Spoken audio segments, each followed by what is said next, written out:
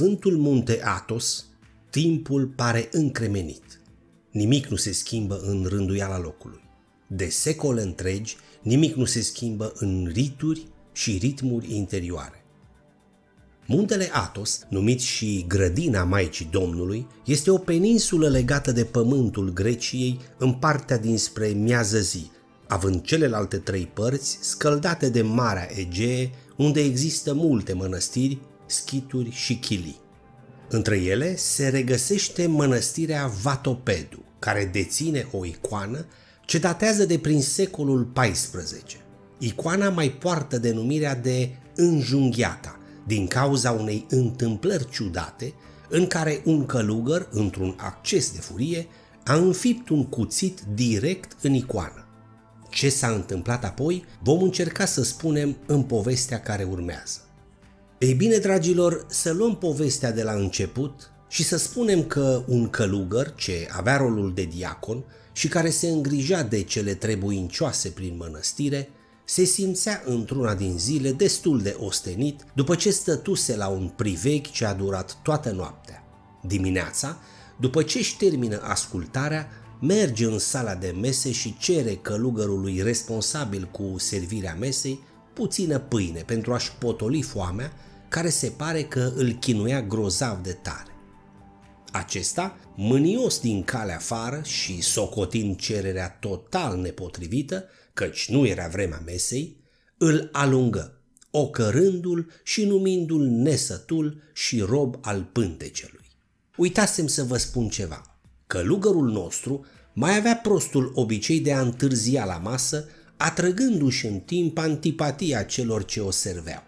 Văzând că nu primește pâinea cerută, călugărul se mânie și el la rândul lui, însă neputându-și face singur dreptate, se întoarse furios în biserică. Ajungând aici, dă cu ochii de icoana Fecioarei cu pruncul în brațe. Se oprește în dreptul ei și, plin de furie, începe să strige: „În zadar mă obosesc slujind și ostenindu-mă în fiecare zi ca să îngrijesc această biserică și ca drept răsplată nici măcar puțină pâine nu-mi dai spre a-mi potoli foame.” În momentul imediat următor, scoase de sub sutană un cuțit lung și, împins de cel necurat, plin de o cutezanță oarbă, lovește cu cuțitul direct în obrazul drept, aproape de ochi, pe Maica Domnului din icoană. În secunda următoare, din icoana lovită de cuțit, începe să țâșnească sânge din belșug, întocmai ca dintr-o rană deschisă. Sângele care a țâșnit din rană l-a stropit pe călugăr drept în ochi, orbindu-l într-o clipită cu desăvârșire. Văzând minunea nemaipomenită și dându-și seama imediat de ceea ce făcuse, călugărul a căzut la pământ ca fulgerat și a început să se lovească cu capul de marmură, tânguindu-se și plângându-și nelegiuirea. Se considera un ucigaș și un nelegiuit și îi ruga pe ceilalți călugări să-l omoare, socotindu-se nevrednic să mai trăiască.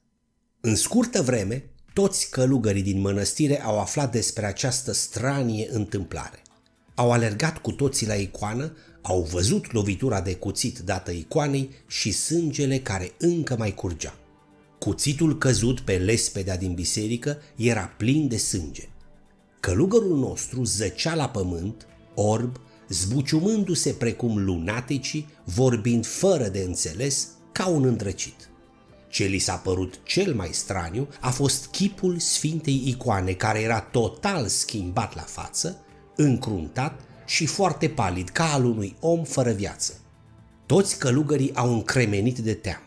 Auzind de cele întâmplate, starețul mănăstirii a luat hotărârea ca întreaga obște să facă o priveghere pe tot parcursul nopții.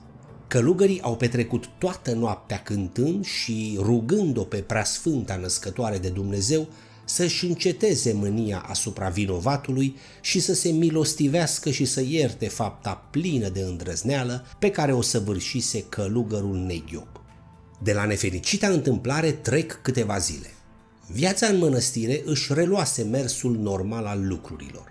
Doar călugărul nostru zăcea pe un pat, orb de-a binelea, vorbind doar aiureli și tremurând din toate mădularele. Într-una din aceste zile, starețul mănăstirii are o vedenie în care îi se arată Fecioara Maria. Aceasta îi spune starețului că păcatul nefericitului a fost iertat și că în câteva zile acesta va fi tămăduit de duhul lunatic care îl însoțea și îi va fi redată și vederea. Dar asta doar ca răsplată pentru rugile stăruitoare aduse de călugării mănăstirii. Zicând aceste lucruri, Fecioara dispăru din fața starețului. Exact cum promisese Fecioara, în numai câteva zile, fără nicio altă intervenție, călugărul și-a recăpătat vederea și a început să judece clar. Și-a amintit absolut tot ce făcuse. Auzind aceste lucruri, starețul îl cheamă la el și îi spune despre viziunea sa și de cele spuse de Fecioară, precum și de faptul că vindecarea sa se datorează iertării păcatului făcut. Drept urmare, i s-a cerut să-și reia treburile pe care le ducea la îndeplinire înainte de păcatul săvârșit.